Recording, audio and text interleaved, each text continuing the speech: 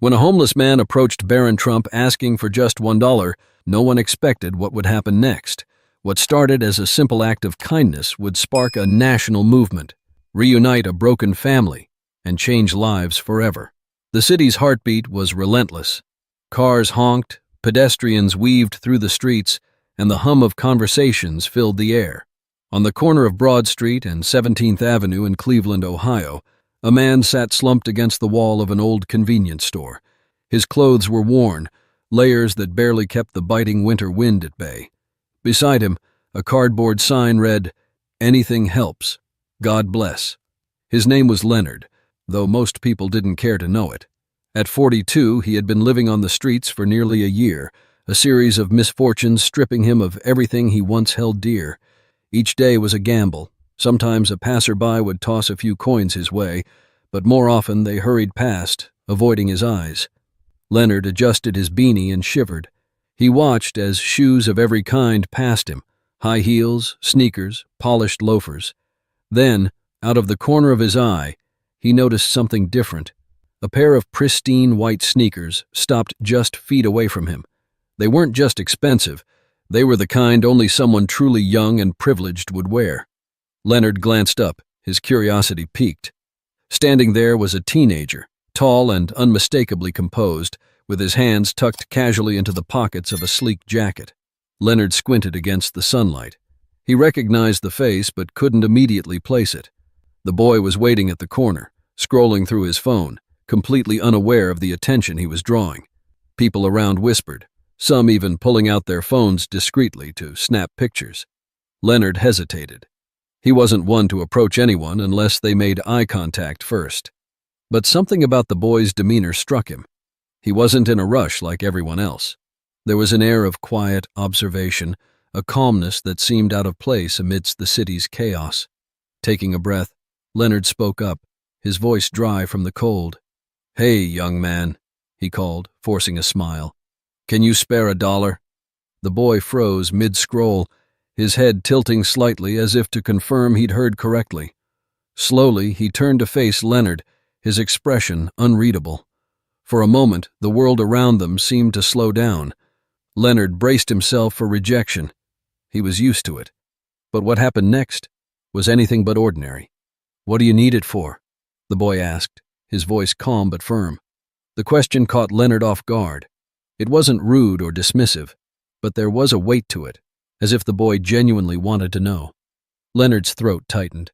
He hadn't expected a conversation. "Well," he began, rubbing his hands together for warmth. "A cup of coffee would be nice. Maybe a sandwich if I'm lucky." His voice faltered. There was something unsettling about being questioned, but there was no malice in the boy's tone, just curiosity. The boy stepped closer, his phone now forgotten in his pocket.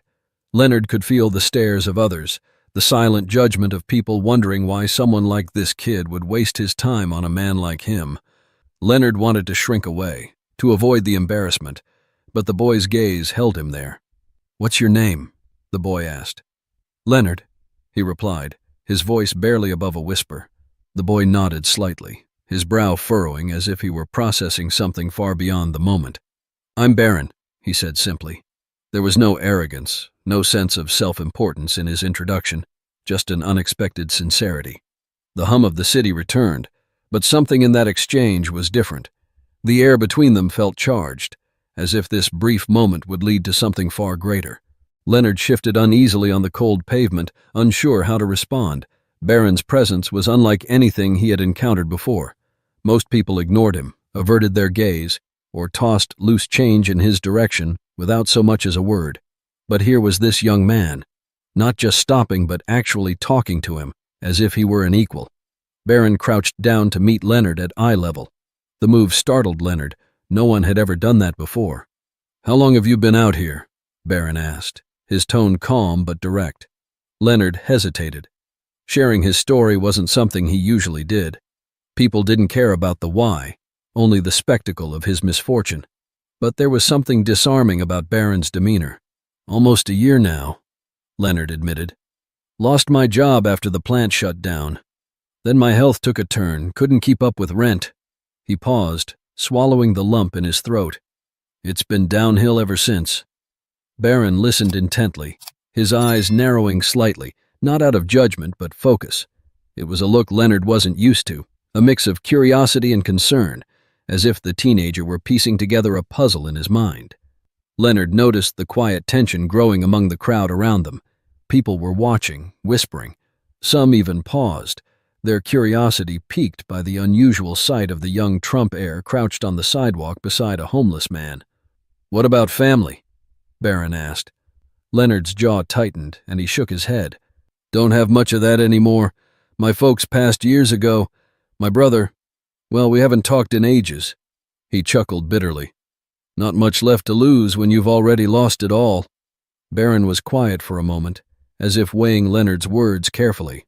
Then, without breaking eye contact, he reached into his pocket. Leonard's pulse quickened. He had asked for $1, just one, but Barron's movements suggested something different. When his hand emerged, he wasn't holding a single bill, but a crisp $100 note. The sight made Leonard blink in disbelief. "Here," Barron said, extending the bill toward him. "This should cover more than coffee." Leonard stared at the money, stunned. For a moment he couldn't move. It wasn't just the amount, it was the gesture itself. "Are you serious?" Leonard finally managed to ask, his voice cracking. "Why would you do that?" Barron shrugged lightly. "Because I can." The simplicity of his answer left Leonard speechless, but before he could respond, Barron leaned in a little closer. "But listen," he added, his voice dropping to a softer tone.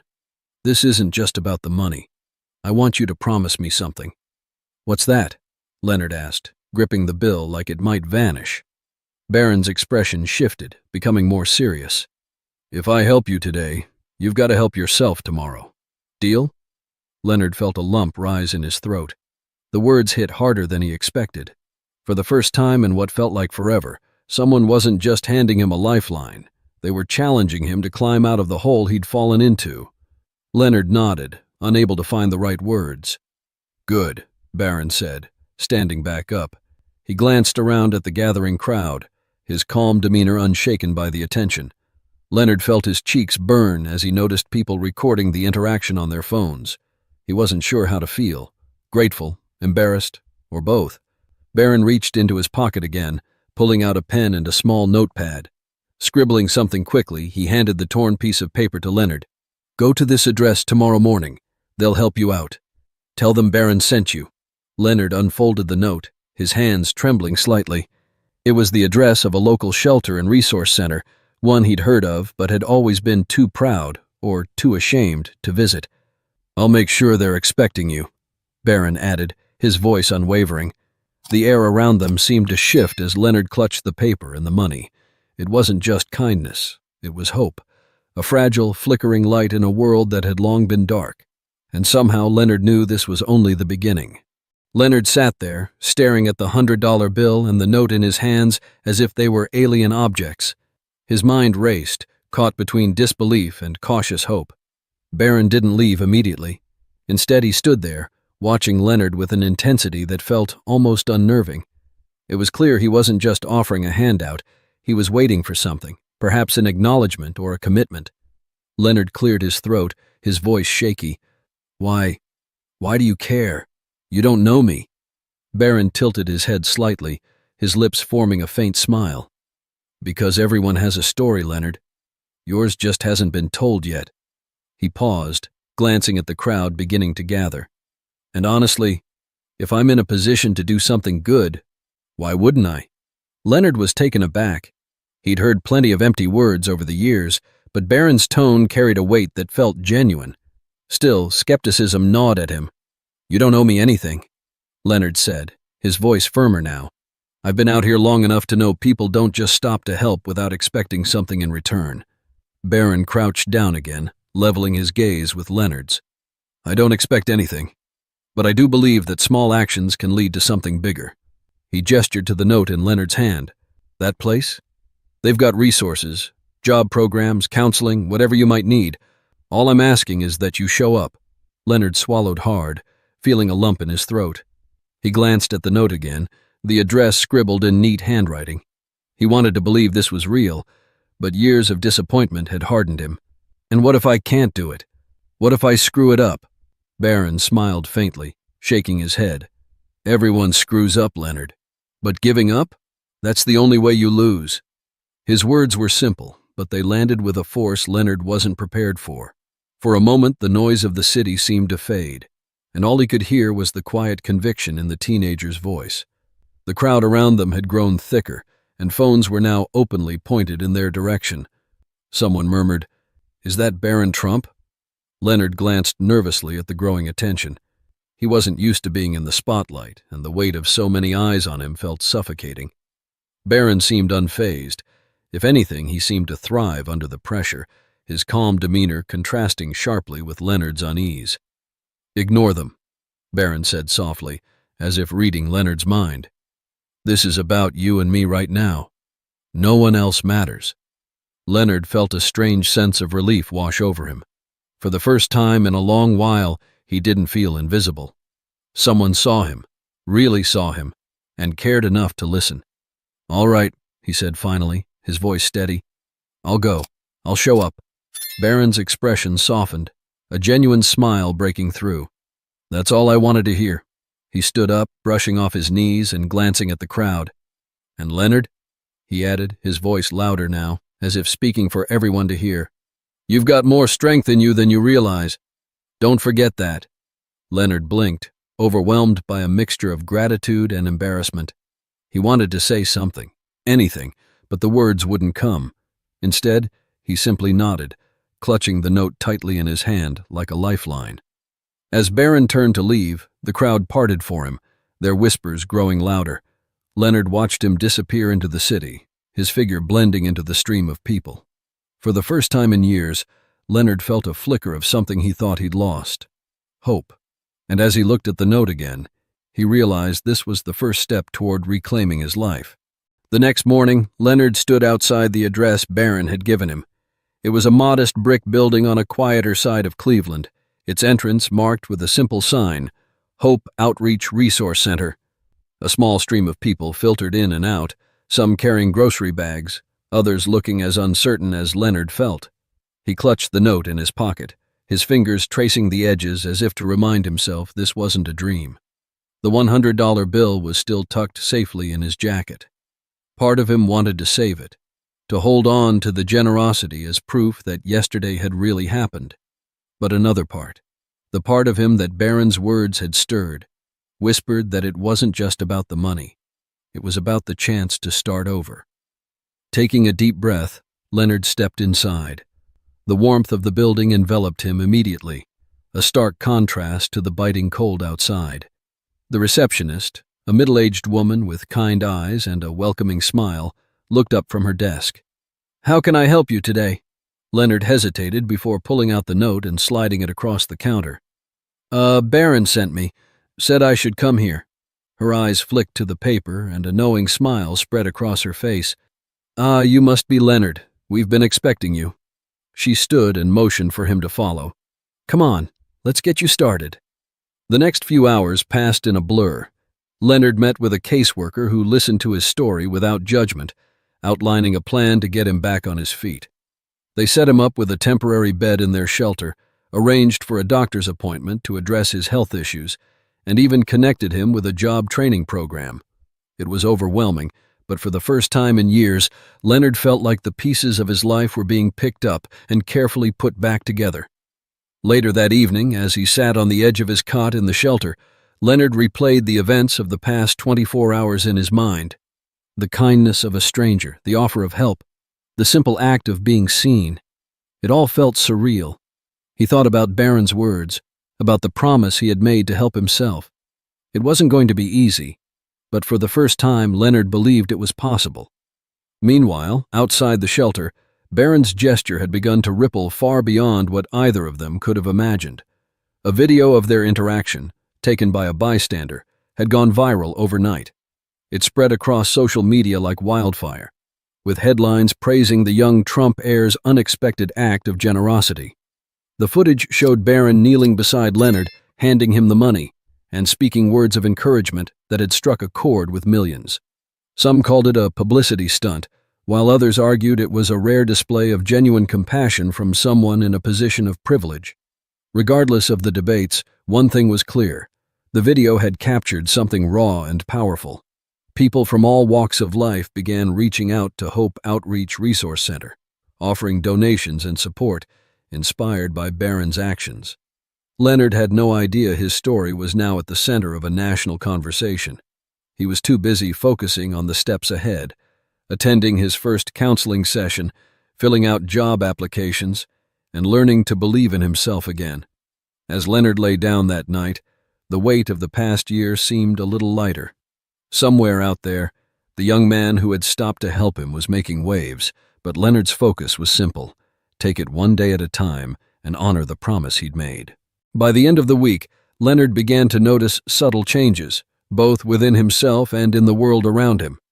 At the shelter, staff members treated him with a kindness he hadn't felt in years. They offered not just practical support, but also encouragement, reminding him that his story wasn't over yet. Word of his journey had spread quietly within the shelter community. Others who had been struggling in silence came up to him, inspired by his willingness to take the first step. "If you can do it, maybe I can too," one man had said, giving Leonard a pat on the back. The gesture, simple as it was, filled Leonard with an unfamiliar sense of pride. Outside the shelter, however, Leonard's story was no longer quiet. The video of his interaction with Barron Trump had exploded across social media, racking up millions of views in just a few days. News outlets picked up the story, dissecting every detail. Commentators debated whether Barron's actions were genuine or performative, while viewers around the country shared their thoughts online. "Privilege with a purpose," one tweet read. "This is how you use it for good." Another user posted, "It's sad that kindness like this is so rare it shocks us, but kudos to Barron for showing us it's possible." Leonard learned about the attention when a staff member at the shelter showed him the video. Watching himself on screen, Leonard felt a strange mix of emotions: embarrassment, gratitude, and something he couldn't quite name. He barely recognized the man in the video, the hollow eyes, the defeated posture. It was a reminder of how far he'd fallen and perhaps how far he could rise. Meanwhile, Barron stayed silent about the growing buzz. He refused interviews, avoided public statements, and ignored the online noise. To him, this wasn't about basking in praise. It was about Leonard. Behind the scenes, Barron quietly ensured that the shelter received substantial donations, enough to expand its programs and help even more people like Leonard. The video sparked a larger movement. People across the country began sharing their own acts of kindness, tagging them with hashtags like #KindnessChallenge and #PayItForward. Local organizations reported increases in donations, and volunteers stepped forward in droves, inspired by the simplicity of Barron's gesture. For Leonard, the ripple effect became more personal. One evening, as he sat in the shelter's common room, he was approached by a man who looked oddly familiar. "Leonard?" the man asked hesitantly. Leonard squinted, trying to place the face. Then it clicked. "Paul?" he said, his voice trembling. It was his younger brother, the one he hadn't spoken to in over a decade. The two men stared at each other, the weight of lost years hanging between them. "I saw the video," Paul admitted, sitting down beside him. I didn't know things had gotten so bad for you. I should have reached out sooner." Leonard shook his head, fighting back tears. "It's not your fault. I didn't exactly make it easy for anyone to find me." Paul placed a hand on Leonard's shoulder. "Well, I'm here now, and I'm not going anywhere." The reunion was bittersweet, a reminder of what had been lost, but also of what could still be rebuilt. For Leonard, it was another step toward healing. Not just his circumstances, but his relationships and his sense of self. As the weeks went on, Leonard began to see his story less as a tragedy and more as a testament to resilience. And though he still had a long road ahead, he carried with him a renewed sense of purpose, fueled by the kindness of a stranger who had given him more than money. He had given him hope.